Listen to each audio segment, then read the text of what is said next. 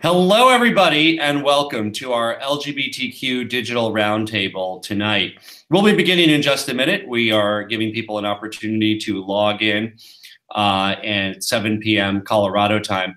We're going to have a very important discussion tonight about bullying in our schools, and particularly how students who are or are perceived to be LGBTQ often face a lot of challenges that other students don't face.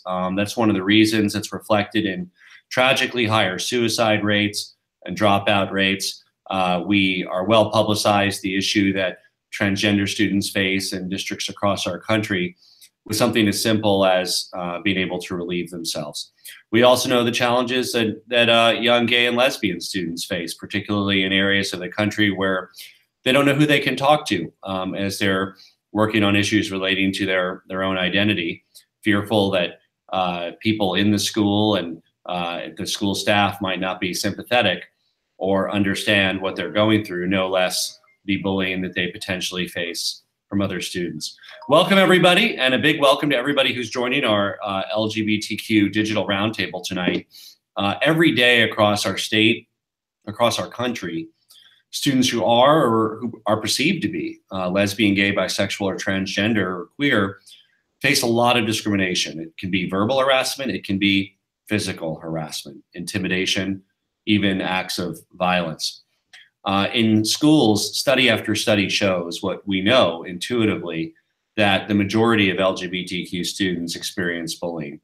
And I want to add the perceived LGBTQ students too. Many students who themselves haven't confirmed what their identity is, simply because it may be a boy who acts effeminate or a girl who acts masculine, regardless of their sexual orientation or gender identity, face bullying and violence in our schools.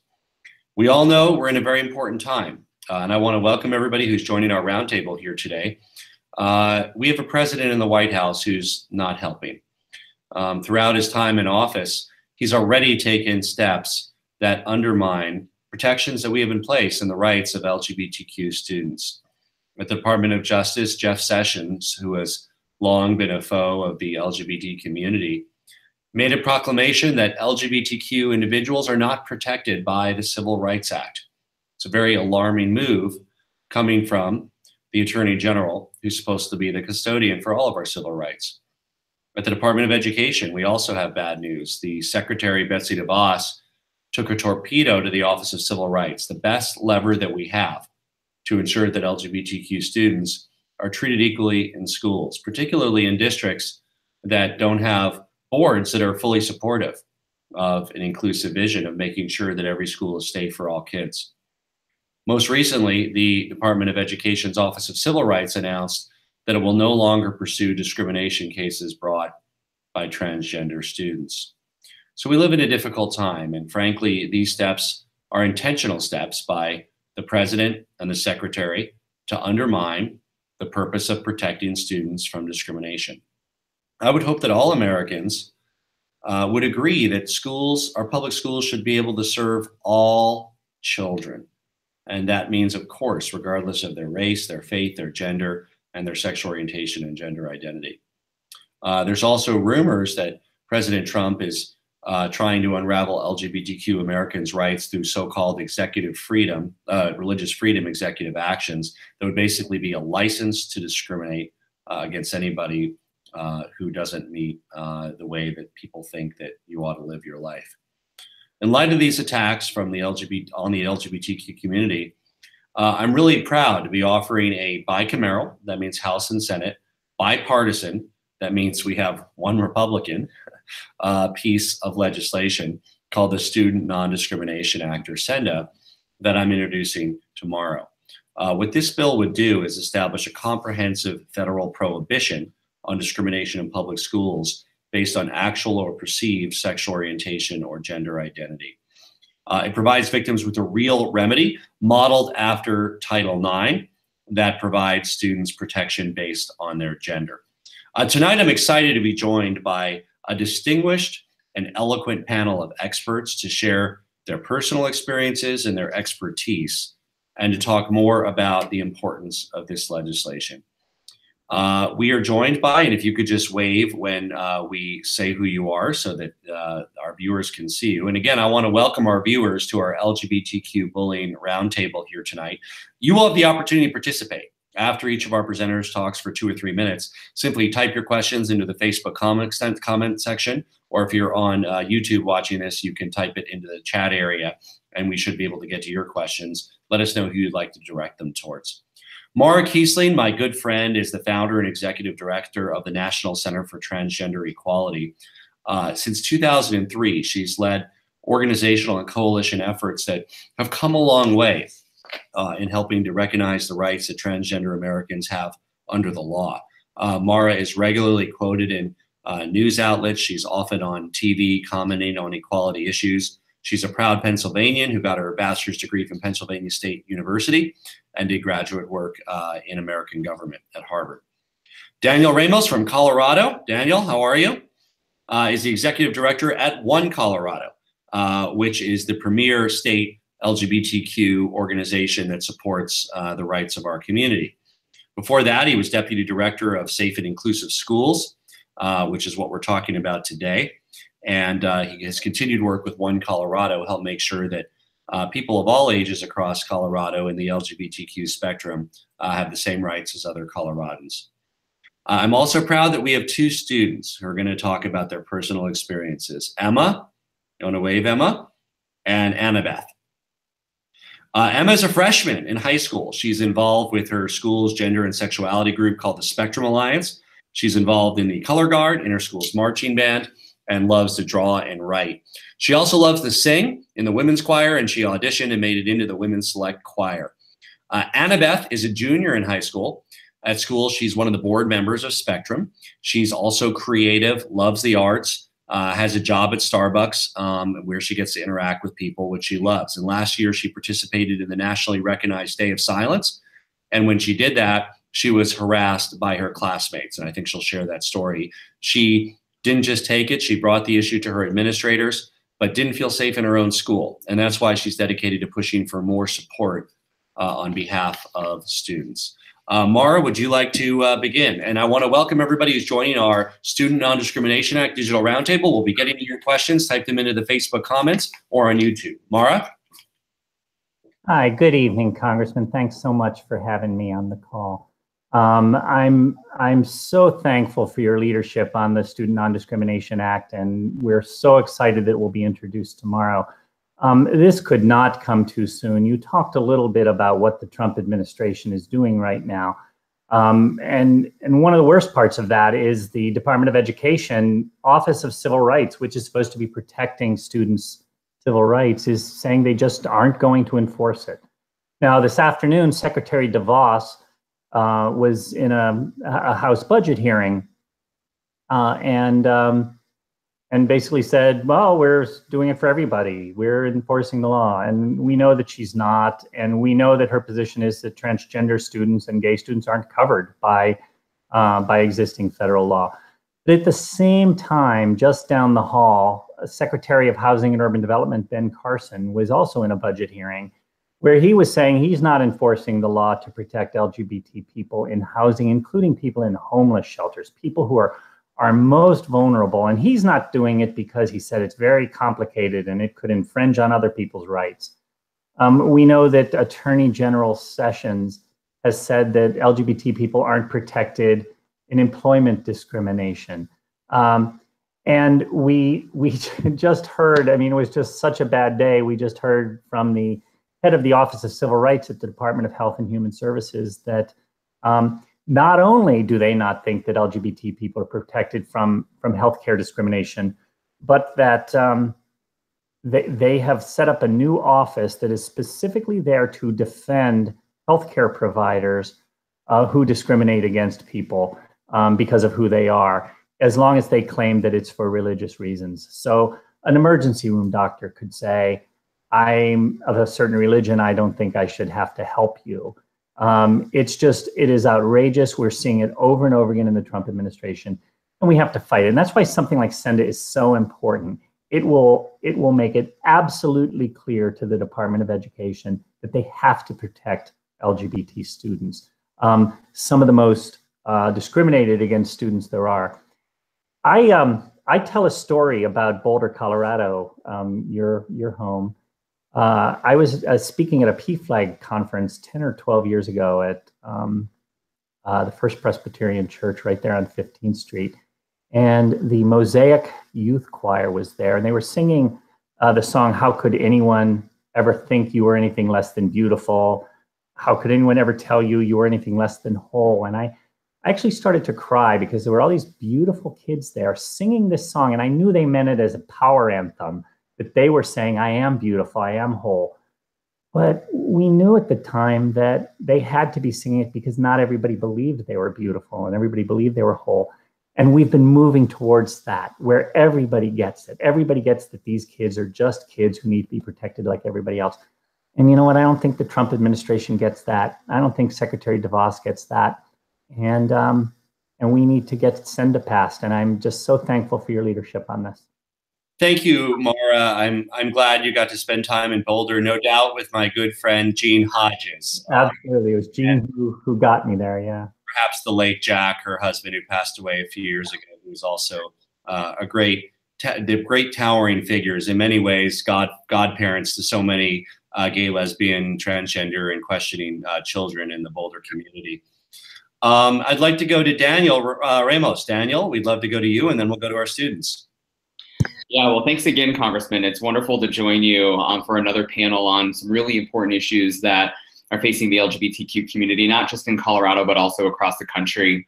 It's also so great to be joined by so many friends and student leaders who are really focused on this issue to make sure that we are advocating for safe and inclusive schools. And Mara's point couldn't be more timely. Here in Colorado, we are fighting for the Civil Rights Division reauthorization. So back in 1951, Colorado became the third state to establish a division that would investigate incidents of discrimination in Colorado. And that legislation is now up for sunset. It was debated on the House floor this afternoon. And what we're seeing is that that some folks in the legislature in Colorado want to add religious exemptions. They want to say that based on their religious beliefs, they should be able to deny someone housing, they should be able to deny them employment, and they should in fact be able to deny them access to public accommodations, whether it's a school, a hospital, a funeral home. And of course, in Colorado, we're also dealing with the Masterpiece Cake Shop case that is right before the Supreme Court. And what's most important about this case is that it's always been about more than cake. That again, public accommodations apply so broadly to areas of healthcare, in schools, and other care facilities, that there really is so much at stake with this case, and really where we are in this moment to protect civil rights, and the fact that protecting civil rights has become such a partisan issue. That we as Americans agreed long ago that we want to treat each other just the way that we want to be treated, and treated with dignity and respect. So, thanks so much for your leadership again on SENDA. Here in Colorado, back in 2011, we became the 13th state to pass a comprehensive anti-bullying law, really mirroring what the Student Non-Discrimination Act does at the federal level. And so back in 2011, we worked on a bill, a strong bipartisan bill, to protect students based on their actual or their perceived sexual orientation or gender identity. And since then, we've been really instrumental in the implementation of this bill, because we know that passing legislation is really just the first step in our efforts to make sure that all students, including LGBTQ students, have access to safe schools where they can learn. And part of that work has really included working with school districts all across Colorado. After the first year that the bill was implemented, we had 37% compliance with Colorado school districts, and that number is now up to 82% compliance. And so the work we have left to do in school districts all across the state is even more important. One of the other things that we heard from educators was that they didn't have the resources, they didn't have the language. And so when they saw anti-LGBTQ bullying happen, whether someone was called a faggot, a dyke, or a tranny, they didn't understand how to handle bullying. And so rather than doing something, we heard from educators that they did nothing. And so our program has trained over 10,000 educators across the state into best practices to intervene when they see bullying happen. And of course, I'm also really excited to be joined by young people today because our work, my first role at One Colorado was building out the Colorado Gay Straight Alliance Network, working we now have the third largest GSA network in the country, working with young people in their middle schools, high schools, and colleges to create gay straight alliance or gay straight trans alliances for them to have safe and inclusive places where they can build community and advocate for safer schools, not just in their school community, but also in the broader community. So we know that CINDA is an incredible first step to make sure that young people are protected from bullying, and that is, again, the first step to for us to really build partnerships with school districts, with educators, young people and their families, to really create safer schools all across this country. So thanks again. Thank you, Daniel. Now, I'm really excited. I want to thank Emma and Annabeth for joining our call. Tell us how it really is in high school today, some of the issues you faced. We'd love to turn it over to both of you, whoever would like to go first, and just share with us your own experiences of what students face and how far we need to go to make sure that you're able to continue to learn in a safe, inclusive environment. Hi. Well, thank you for having us. We're both very excited to be here. And this is something that we're both really excited about. In our high school, I know that we have administrators that care about us. They care about the well-being of our students, and they support us wholeheartedly. But I also know that they have a lot of problems with openly supporting the LGBTQ community because it's seen as controversial, or there are other parents that would lash back at the school. And so something like this would be a really great thing. It would give support to the school administration, them to support the way that they want to. And the greatest thing about this is that it would give us a chance at having the same high school experience as everybody else, because I know people who are scared and people who walk through the hallways with fear. They're just plagued with it, and that's not fair. That's not fair to anyone to have and go through high school like that. And no one should have to apologize for lives the way and for living their truths as human beings. And so I'm really excited to see where this goes. And Annabeth, before we go to Emma, would you mind sharing with you your experience during Day of Silence when you yourself were met with harassment?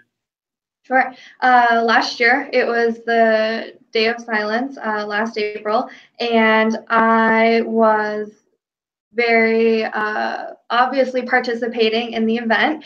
I had the duct tape and I had signs, and as a board member of Spectrum, the Gender and Sexuality Alliance club at our school, I had told all of our club members that I would be there early in the morning with posters and duct tape supplies for them to come and get so that they could participate. And so I had a little table set up in the cafeteria, very obviously for this day, and there was a group of guys that came over and thought it necessary to harass me and call me names, and it was intimidating. It was something that I've heard from other people, I've heard from close friends of mine, but I'd never personally experienced something like that. Like, I'd never been scared in my own school, and it was kind of a rude awakening because, of course, I've always advocated for people, but you never really know until it happens to you. And so, of course, I was upset about it, and I shared with people around me and some teachers that I'm close with, and one of them was so strongly told me that I needed to talk to an administrator about it. And so I did. And she told me that they would get back to me on it. We'll talk about it later. And there never was a later. It was brushed under the rug, and I never did hear anything back from it. And I don't think that's fair. I know that there are plenty of other instances and problems that our school does deal with. And just because it's in relation to LGBTQ and because I'm part of that community doesn't mean that the school administration shouldn't be able to defend me and support me. Thank you so much. Emma, we'd love to hear from you, and I would encourage our viewers to put your comments in, and we will get to your comments as soon as we hear from our last presenter. Thank you so much for joining us, Emma. Look forward to hearing from you. Go ahead. Hi. So, Senda, I didn't really know about it until the teacher sponsor of our club brought it up to us and said, you can share your story online. And so I did. And I did a little bit more research on it, and I realized that this is the very thing that I've been looking for ever since I started getting comfortable with who I was and like really finding out that this is who I am.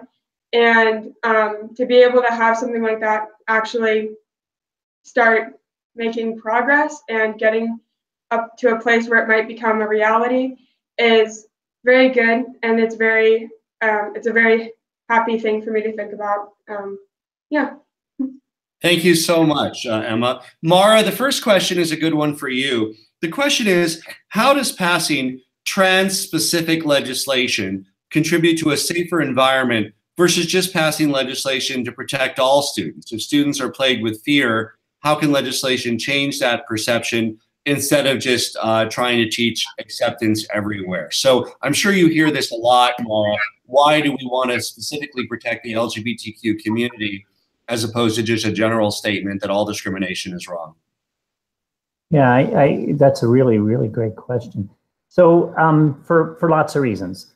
Number one, we're seeing it right now with Secretary DeVos. She is claiming that LGBT students are not protected by federal law, though we really strongly believe that the Title IX, which protects students based on sex, does protect us. So number one, saying it, putting it in the law will force her and force her department to have to start enforcing these things. It'll make it much clearer to schools. I like to say that there's three kinds of schools in terms of bullying and discrimination. There's the really great schools who want to do right by all their students. There's the really discriminatory schools, and those are becoming fewer and fewer, but they're still all over the country, the schools that just do not want LGBT students there. But then in the middle, there's a whole bunch of other schools who just want to know what's the right thing to do. They want to know what's the law. They want to know what are the best practices. And passing this law will show all of those schools exactly what to do, and it'll make the bad schools do what they have to do. And then finally, it is such an important thing for the students themselves, for the students to know that they have rights, because A, that will make them feel better, but B, it'll empower them and their families to stand up and say, this discrimination isn't okay, this bullying isn't okay. So I'd say those are the three primary reasons. Thank you so much. We next have a question. Ever, by the way, says hi from Dillon, Colorado. Hi, Ever. Britta says, One Colorado is such a great org. So congratulations, Daniel. The next question is from Trevino that says, I'm planning a day of silence and night of noise event for my city and school. Does anyone have advice on measures to ensure that verbal harassment doesn't happen, or how to deal with people who might be trying to antagonize people participating? Maybe Annabeth, you can start with how did you deal with it? And now having time to think about it afterwards, what would you do differently, or how would you react if you're faced with that kind of harassment when you're doing organizing around the Day of Silence? Sure. One of the biggest things that I tell my club is to make sure that we are doing these things because we believe in them, and that we are making sure that we have a good heart behind doing these things and standing up for them. And so I tell them, like, really don't engage with people who are going to try and harass you and who are going to try to instigate things. I know there are a lot of resources online, like the GLSEN website has a lot of things for Day of Silence, which has actually helped us out a lot in planning. And so they have some like little plaques that you can print out, and it it briefly explains what Day of Silence is and the meaning behind it and why that's important and why we choose to stay silent for those who didn't have a choice and who were silenced by causes out of their control. And so there is those things that you can print out, and I had a whole bunch of them. And so all throughout the day, I had people ask me, like, what is this? Like, what are you doing? And a lot of people, they just wanted to learn, and that was actually amazing. And so having those kinds of resources available for other people is a really good thing. So you can just hand them out, and it's not something where if there's a problem, I would encourage your people, like, you don't have to stay silent the whole day. It's okay. I know that there are some classrooms that students didn't feel safe participating in the event, and that's okay. Let them know. And you don't have to participate to know that you're paying your respect and that you care about this. And so if it's not a safe situation for you, then by all means, I don't want anyone to participate in something that would put them in danger. And so just making sure that the people that you're organizing know those things is going to be helpful. Thank you. And did anybody else want to? Daniel, I was going to refer to you. Both Emma and Annabeth live in a district that has at least people to go to and some support from the administration. But I knew you grew up in a more conservative area. Kids in areas like the one you grew up in to know who to turn to in schools. What advice do you have for kids and families that are living in areas where they're not sure that the administrators will help them if they're being discriminated against? Yeah, great question. And I think for me that it's sort of surreal kind of sitting here leading the state's leading advocacy group for LGBTQ Coloradans when I grew up in Northeast Colorado, a small town of Sterling, and had no idea what a GSA was until I was in college at the University of Colorado Boulder. And so that was a moment where I sought out other families. There were people that I knew in the community who were openly LGBT, and also with my educators. I think that I was really fortunate to be really involved in student government and many other activities while I was in high school. And so one, I think that the school counselor was incredible for me to just really understand sort of having a support network regardless of my sexual orientation, that there was somebody that I could go to in this school. I also think that, and this sounds a little bit stereotypical, but the social studies teacher was really one of my best friends, and I still keep in contact with her very regularly. She still teaches in Sterling, and when she brings students up from Sterling for Days of the Capitol or other activities, I do try to see her to really talk about coming from a small town and the work that we get to do advocating for LGBTQ folks in Colorado. So really reach out, I think, to friends, families, and know that there are some folks where you can kind of just dip around a little bit. The school counselor is a great person. Social studies teachers and history teachers, I also think can be really great resources, and understandably so that sometimes it can be unsafe. And so making sure, I think, as Annabelle referred to, is make sure that the people that you're talking to, the situations that you find yourselves in, that it is safe, and that you find support, whether it is within your school or your broader community. Thank you. We'll now go to YouTube for our next question. It's from Riaka. Hi from Golden. I'm a program director for Trans Youth Education and Support, TIES, for parents of trans youth in Colorado. The question, and Mara, I'll address it to you. How can we as parents help to support this legislation, the Student Non-Discrimination Act? I also want to add that we are joined bicamerally by Tammy Baldwin, who is our chief Senate sponsor of this bill that we're introducing tomorrow. Mara, what can parents and people like Riaka do to help actually make this bill pass? Well, Riaka, thank you for your work. Supporting kids, supporting your own kids, but other people's kids also is just such important work and will really be helpful here. So we're going to be I don't know, Congressman, is Golden in your district? Yeah. It's on the border of my district. I have Golden addresses in unincorporated Jefferson County. The rest of Golden is in my good friend Ed Perlmutter's district. Okay, well, I don't think we're going to have too much trouble with your congressperson, Riaka. But something that's really important, I believe the most important things that we do as trans people, or we do as supporters of trans people, is educate the people around us, is we educate our coworkers and our classmates and our neighbors. And at NCTE, we're trying to figure out how to make that easier for families of trans students. And we have a program now called Families for Trans Equality. And what we're doing is bringing families together, bringing parents, it's mostly parents, but there's some siblings and such, and some grandparents. But we're teaching them how to tell their stories, how to be safe when they're telling their stories, you know, how to decide whether to come out and use your real name, or is that going to put your family in at any kind of risk now or 30 years from now? Because once something's on the internet, it's out there forever.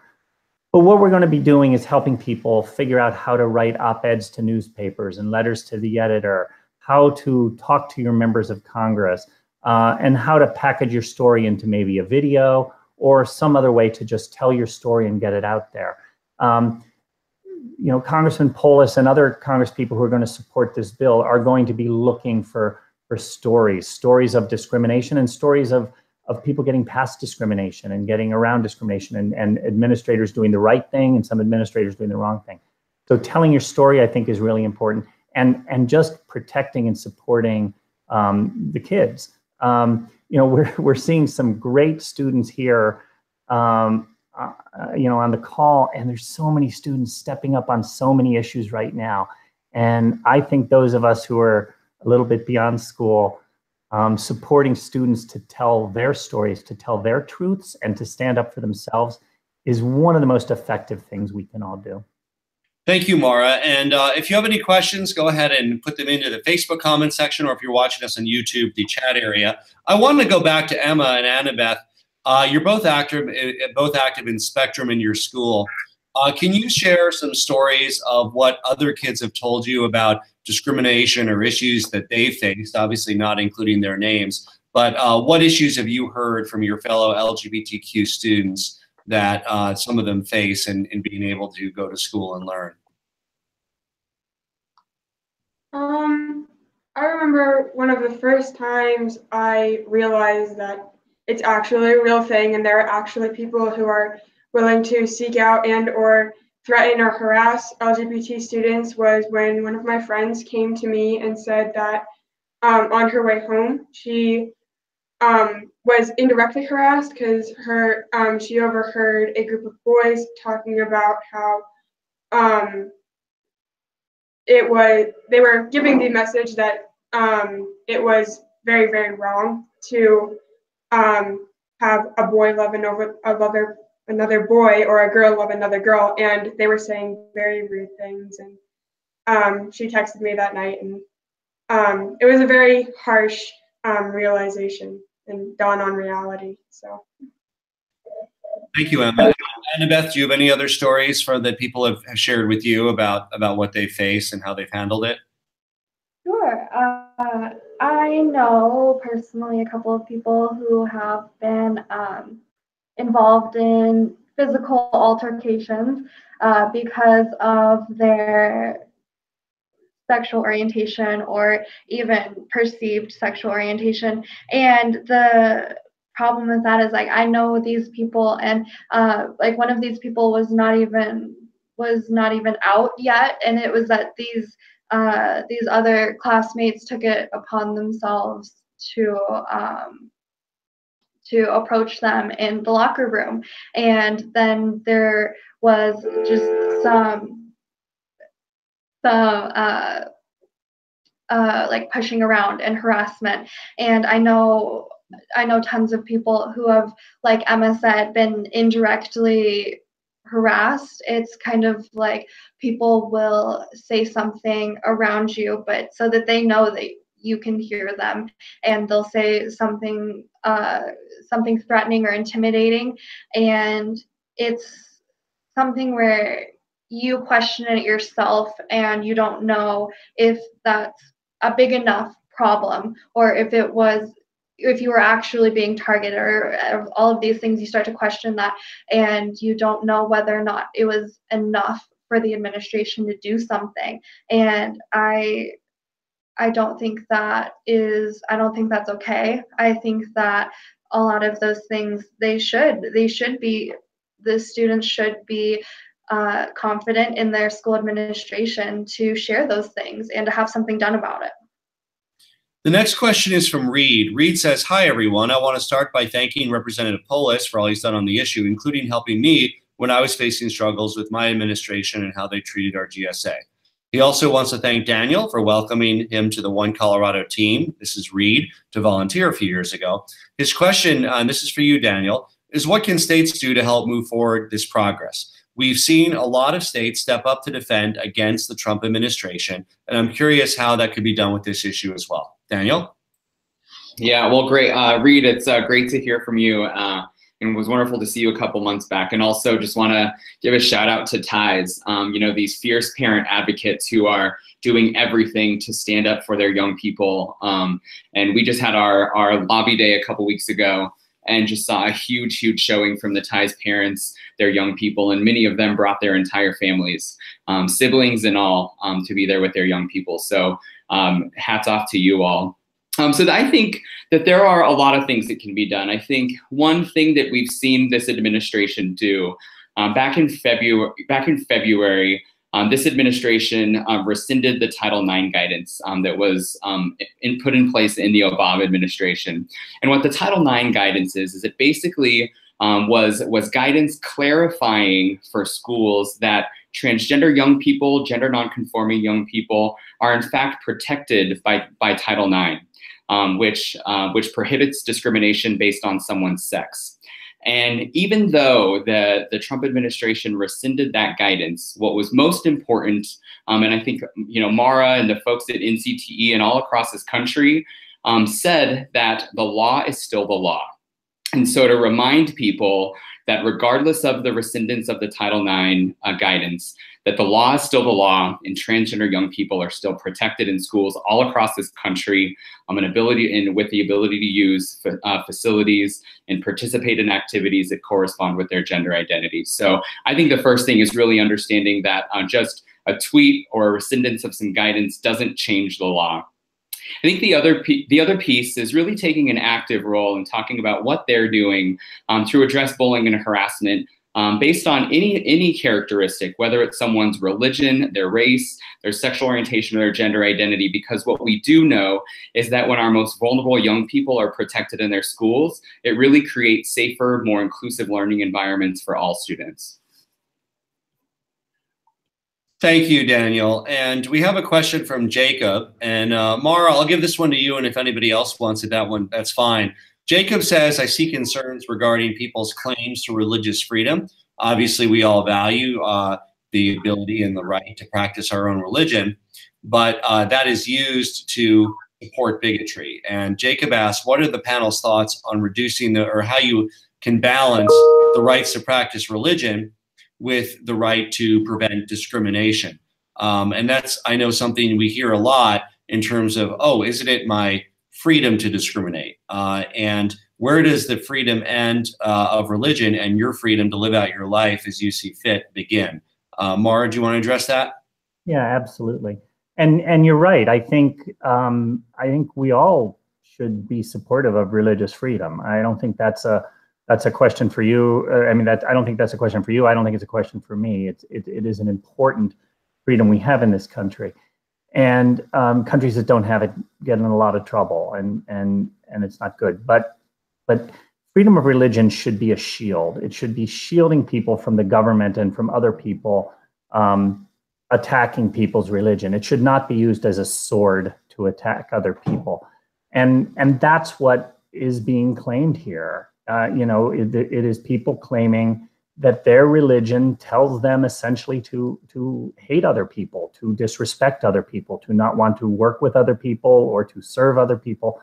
And that can't be okay. It's been used against lots of groups. It's been used not just against LGBT people, but against Black people, about Native Americans, against immigrants. And that's not religion. And protecting that is not religious freedom. Thank you. Does anybody else want to address that question? I think the other point that I would add just quickly is that you know, when we have these discussions about religious freedom, it's important to highlight that the freedom of religion is already protected under the First Amendment of the Constitution.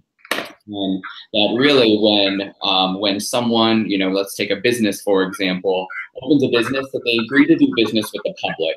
And so it's important to really take a step back and say that we are allowed to practice freely in this country, regardless of your religious background, regardless of your faith and your practice, that you are allowed to freely practice.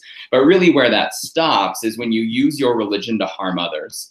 And so this idea that, of course, we can practice freely, but that, you know, as Mara mentioned, that our religion should not be used as a way to harm other people, as a way to discriminate, as a way to deny them healthcare, access to services, or even business. And so I wish I could say, or we could say, that the fight, this debate around religious freedom and civil rights was over, but I think that this is just the beginning. And so it's going to take a lot of work. And we're going to have to be very resilient.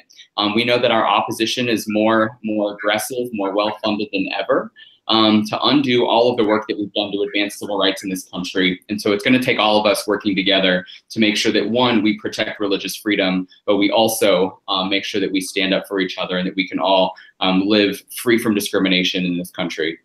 Well, I want to thank Mara, Daniel, Emma, and Annabeth. Thank you all so much for participating. I want to thank our terrific audience. Our time together is coming to a close.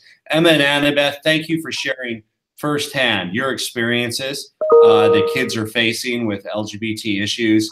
Sadly, in many states, unlike Colorado, where discrimination on the basis of sexual orientation and gender identity is still legal.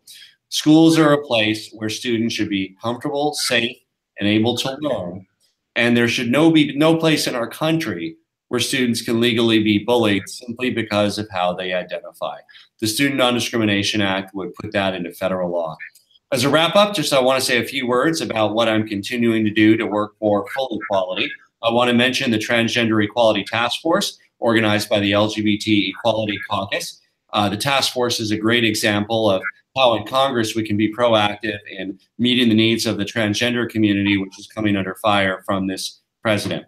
I also plan to continue to work with my colleague David Cicilline from Rhode Island to advocate for the Equality Act, a bill that would establish broad discrimination protections for the LGBT community. Specifically, what that bill would do is amend the Civil Rights Act of 1964 to prohibit discrimination based on actual or perceived sexual orientation or gender identity on a broad array of issues, including employment and education and credit and housing, jury service, public accommodations, really all the things that many Americans take their participation in for granted. I'm going to continue fighting on behalf of full equality for the LGBTQ community and holding the Trump administration accountable. You know, when Trump says the rhetoric that somehow he's an ally of the LGBTQ community, you better believe that we need to hold his feet to the fire, make sure that his actions are not the opposite of his words. Thank you all for joining us on this very important topic. Don't forget to keep up with everything we're doing in Congress on my Facebook, Twitter, and Instagram, or by signing up for my newsletter on my website at polis.house.gov. Thank you to the panelists and thank you to the viewers, and I hope you all have a terrific evening. Thank you, Congressman.